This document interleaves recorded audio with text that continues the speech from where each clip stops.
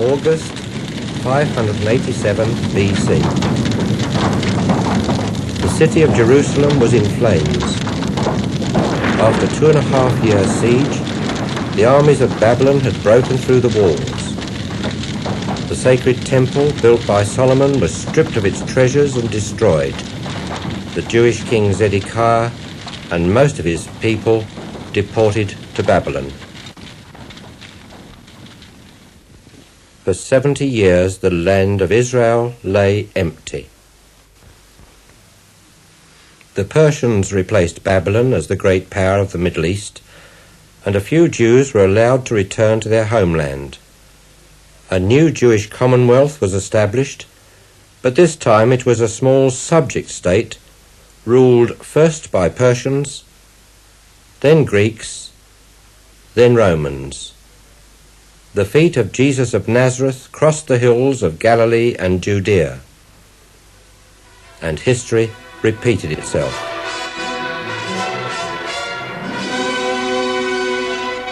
The year 70 AD. After 4 years of Jewish revolt, the Roman armies besieged Jerusalem, and on August the 29th, the Second Temple was destroyed by fire, the magnificent structure built by Herod the Great razed to the ground, and the site ploughed up. Over 1 million Jews perished in one of the most horrifying sieges known to history. Some 50 years later, the very name Jerusalem was obliterated from the map of the Roman Empire, and all Jews forbidden to set foot in their ancient homeland.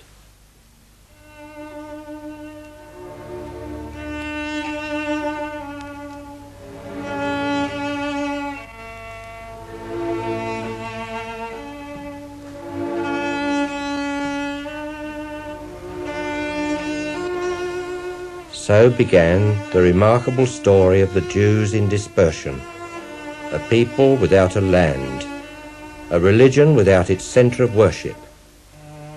For 19 centuries they wandered, hounded from country to country by prejudice and superstition, denied the most basic human rights, forced to live in ghettos in the cities of Europe, subject to periodic attacks and plunder.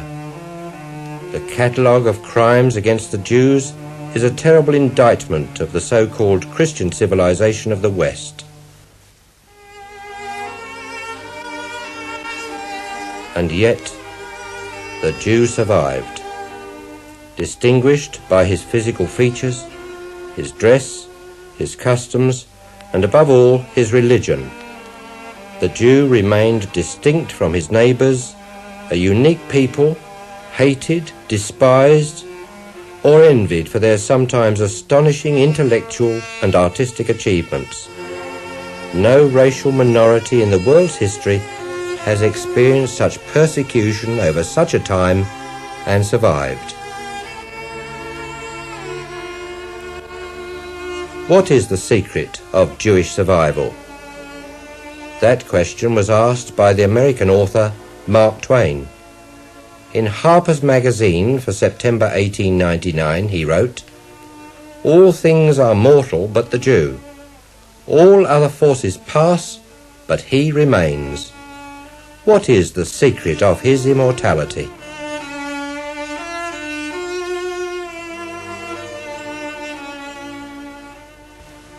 "2,500 years earlier, one of the ancient Jewish prophets had made a remarkable prediction that his people would be oppressed and scattered, but that ultimately the Jew would outlive all his persecutors.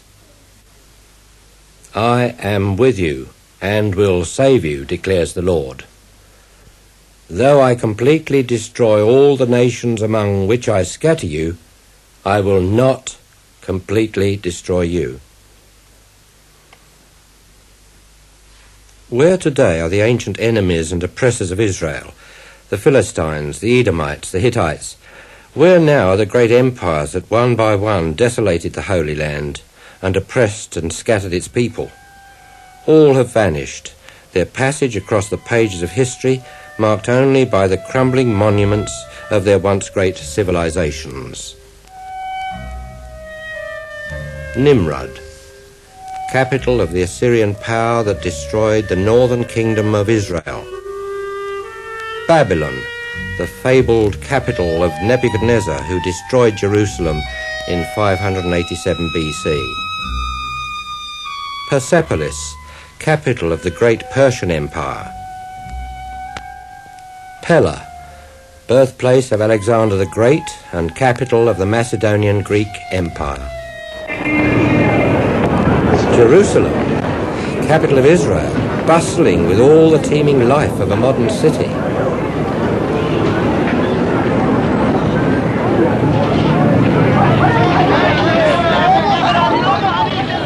The Jews have not only survived, they have revived. This too was predicted long in advance by the great prophets of Israel. Prophet after prophet foresaw a time described as the last days, when the wandering Jew would return to his ancient homeland, when the kingdom of Israel would be revived and recapture its former splendor. This was the hope which sustained the Jewish people throughout centuries of dispersion, as year after year at the Seder, the Passover supper, they repeated the time-honored greeting, "Next year in Jerusalem."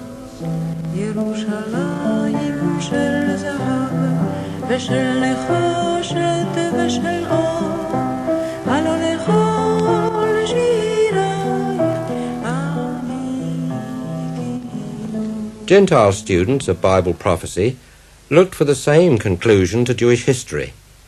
Dr. John Thomas, an English Bible student, wrote in 1850, "The colonization of Palestine will be on purely political principles, and the Jewish colonists will return in unbelief of the Messiahship of Jesus. They will emigrate as agriculturalists and traders in the hope of ultimately establishing their commonwealth." In 1866, James Grant, in his book The End of Things, wrote, "The personal coming of Christ to establish his reign on earth will not take place until the Jews are restored to their own land." These men based their faith on unmistakable predictions in the Old Testament writings. Around 550 BC, the prophet Ezekiel had seen in a vision a valley full of human bones. These dry bones, he was told by God, represented the whole people of Israel in a state of despair and hopelessness. But as he watched, he heard a great rattling noise, and the bones moved together, became covered with flesh.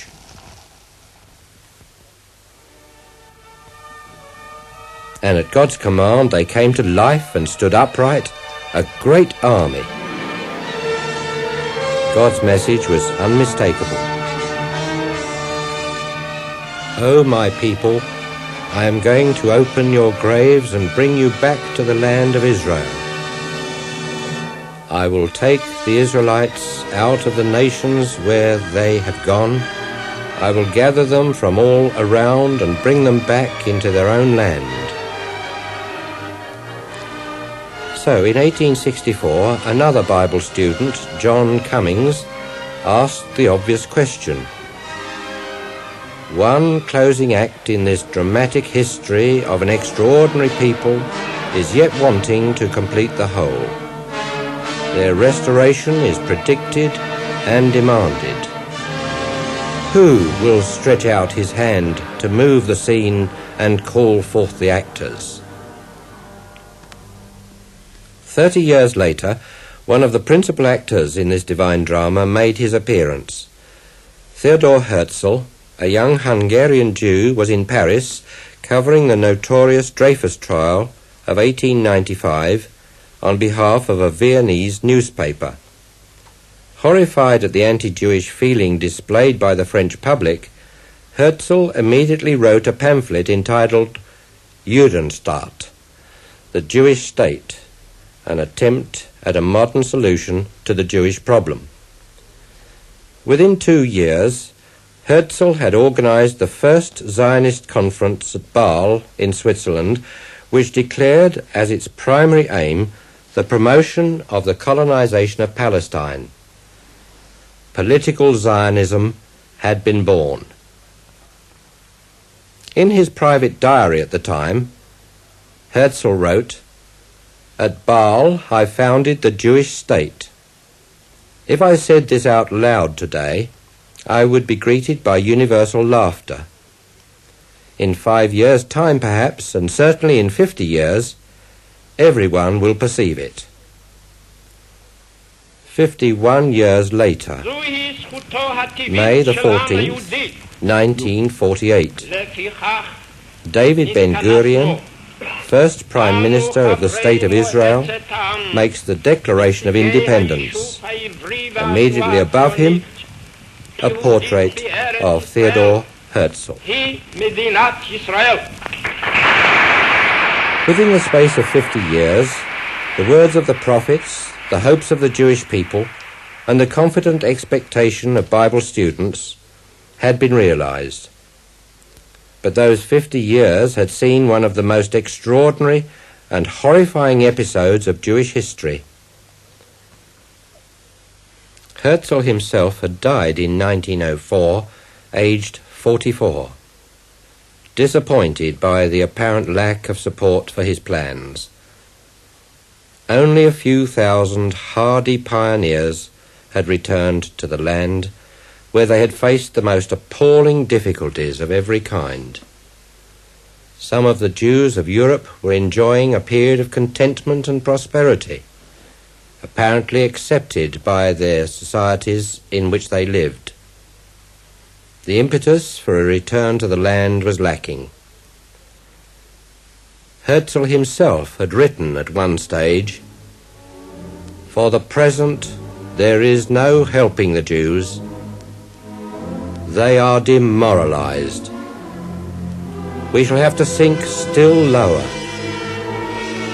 We shall have to be more widely insulted, spat upon, mocked, beaten, robbed and slain before we are ripe for the idea."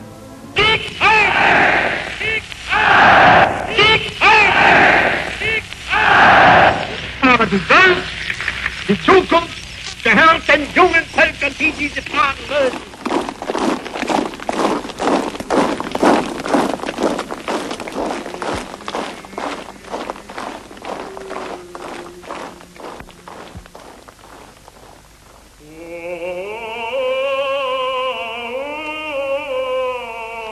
You will become a thing of horror and an object of scorn and ridicule to all the nations where the Lord will drive you. You will live in constant suspense, filled with dreams both night and day, never sure of your life.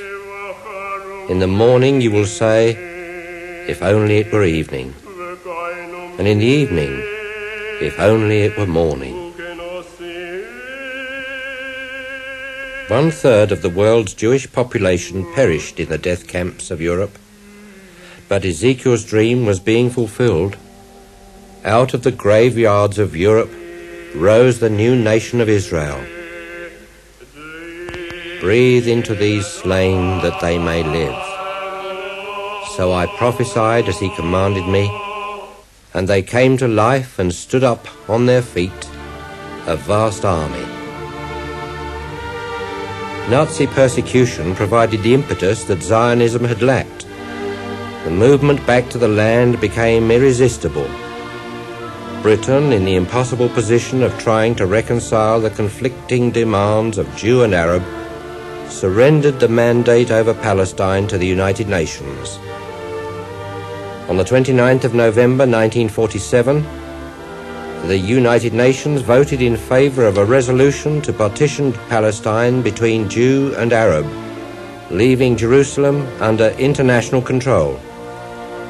A few months later, as the last British soldier embarked for home, the State of Israel was declared.